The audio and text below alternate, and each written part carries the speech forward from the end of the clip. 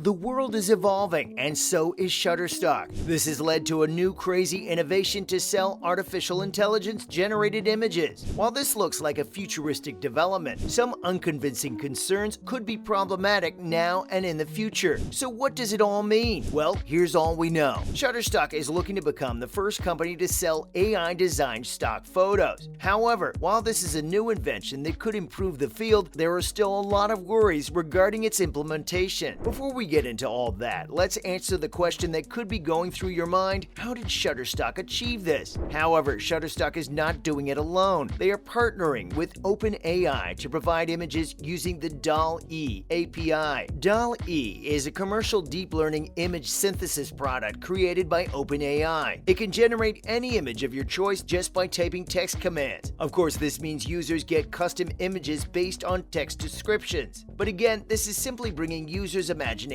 to life. Users are free to create whatever image they can describe, no matter how absurd it seems. While some websites have offered this in the past, Shutterstock is looking to totally own the advantage by creating a ban on AI-generated art not produced through OpenAI's platform. Naturally, this brings trouble to other websites that generate AI images, such as Dream Studio, Night Cafe, and other competing AI generators. However, this is not where the real concerns are. Generally, there is a rising concern about how AI is looking to replace people and their jobs. Although that fear has regularly been suppressed by comments about AI making jobs more accessible and not there to replace people, the same concerns exist here as the fears of image makers and creators are rising. What happens to their jobs now that they are being replaced by AI? And what happens to revenue generated by these artists from the merchandise? In an interview, Paul Hennessy, the Shutterstock CEO, said that the mediums to express creativity are constantly evolving and expanding. He added, "We recognize that it is our great responsibility to embrace this evolution and to ensure that the generative technology that drives innovation is grounded in ethical practices." He believes this is an evolution. Of course, it looks like it only with several limitations. However, Shutterstock is looking to take advantage of this tool to move ahead of its competitors. Other companies are not convinced by the plan Shutterstock is running with and has voiced out their opinions. Getty Images CEO Craig Peters criticized its competitor for taking advantage of commercializing AI images. Getty Images, in the opposite fashion to Shutterstock, recently banned the sale of AI images on their platforms. Craig Peters warned of the implications of such a tidal shift. He assumes the Shutterstock CEO has not exactly processed his thoughts on the consequences and the overall implication of the commercialization of AI images. Also, how much it means to creators all around the world. Although it is speculated that Getty Images is partnering with an AI company for the ability to alter an already existing picture. Could this be a subtle reaction to counter Shutterstock's move? Or perhaps this could be a safer and better way to integrate AI into the stock photo market. Perhaps Shutterstock should be taking notes. Getty Images plans on using the AI function to alter details like complexion, location, and many other details in a photo. However, it is believed that this is still in the works. Among the reactions to the advent of AI images, not only Getty Images has banned the sale of AI images. Other art portals like Newgrounds have also taken the same stance by barring the sale of AI images. They said, "We want to keep the focus on art made by people and not have the art portal flooded with computer-generated art." They moved swiftly to push against the invention. Will more art portals adopt this or kick against it? Another genuine concern that poses a threat to Shutterstock's decisions includes copyright issues. There are real concerns with respect to the copyright of outputs from these models and unaddressed rights issues concerning the imagery, the image metadata, and those individuals contained within the imagery. Getty Images CEO Craig Peters said, "Some creators have not taken kindly to this trend, noting that these firms use large data sets of images obtained from the web." An artist, David O'Reilly, recently posted on Instagram calling DALL-E a scam and saying it undermined the works of creators of all kinds. Photographers, illustrators, and concept artists shared their work online and never asked to be included in a proprietary learning model. This means the generated works result from a process that mines original art from the internet without obtaining the approval of or compensating the original artists. Others have worried about the impacts on independent artists who work for commissions, since just about anyone can create custom-generated artwork. And in simple terms, what this spells for them is as a loss in revenue. The idea of AI-generated images on stock photo websites is hilarious, given that some of these tools got their data from stock photo websites, among other sources. However, with the debate still out there, and without persuasive plans to counter the threats, there seems to be an absolute determination to take advantage of the moment to make a few quick bucks. Shutterstock's announcement came in the form of a press release. In the release, a statement from OpenAI CEO Sam Altman revealed that the firm licensed imagery from Shutterstock. This means their AI program was trained by millions of images made available to them by Shutterstock. This led to widespread ethical concerns raised by not just artists, but even other companies that were competitors. Like the company, Fur Affinity raised concerns about the ethics of how image synthesis is learned from artworks. Making their stance clear in a statement, they said, "Our goal is to support artists and their content. However, we don't believe it's in our community's best interest to allow AI-generated content on the site. Competitors do not subscribe to this, and it is predicted many more will speak up against the idea." However, Shutterstock seems undaunted and still hell-bent on going on. They have theoretically crafted a plan to handle the ethical concerns. Shutterstock plans to make compensation for artists whose works played a role in the development of this technology. They left a lid on the discussion, as the CEO has not divulged anything further. However, from what we could gather, the plan is to compensate Shutterstock contributors whose content helped by giving a share of the entire contract paid by platform partners, and also proportional to the amount of their content in the purchased datasets. They intend to set the payouts at 6-month intervals. However, this is not convincing enough for every party involved. OpenAI's CEO admittedly stated in an interview that Shutterstock licensed their use of about 1 million photos to train their AI. This suggests an excellent question. How will they properly verify the creators whose projects were involved? How much will they be paid? And how will they be able to accurately quantify the money they'll be receiving? I'm not sure they will be able to solve these problems, as there are just not so many ways all of them can be fixed. Other more significant questions include, how will they know if they're getting fair payment for their contribution? Who will audit and compile these compensation frameworks? And for the big one, where was the consent from artists to become contributors to these AI systems in the first place? Was there somewhere it was written in Shutterstock terms and agreements? Doubt that. It still remains unconvincing about whatever plan Shutterstock decides to go with. If these concerns are not properly handled, there'll be a lot of worries for the future of whatever they are venturing into. Also, the safety and rules regarding protected artworks have not been made clear or convincing to people. For example, an artwork resembling a protected work, maybe a Disney character or a logo, needs to be transformative to be legally protected. If a piece of work qualifies as fair use under a legal defense such as this, it would not be considered a copyright offense. However, when AI technology is involved, fair use protection is usually an issue. An article published last year noted that there is no direct legal precedent in the US that upholds publicly available training data as fair use. This was according to a paper published in 2020 about AI datasets and fair use. However, this paper was supportive of using copyrighted material in machine learning platforms. Fair use is more than just reproducing copyrighted works into new works. It's more about preserving the ability to create, share, and work on new ideas. That means it's about preserving the ability to learn, whether the entity doing the learning is a person or a robot. There are many reasons why convincing artists and their competitors is increasingly challenging. Some individuals and companies actively support the idea and believe it has future potential. Some believe these are just the usual obstacles when making a new invention. Could this be a valid reason, or just another vague belief? Anyway, that'll be all for today. What are your thoughts on the project? Do you think it's a development or cancer that would ruin the stock photo market? Feel free to leave your thoughts in the comments. Don't forget to subscribe for more content like this. Thanks for watching. Bye.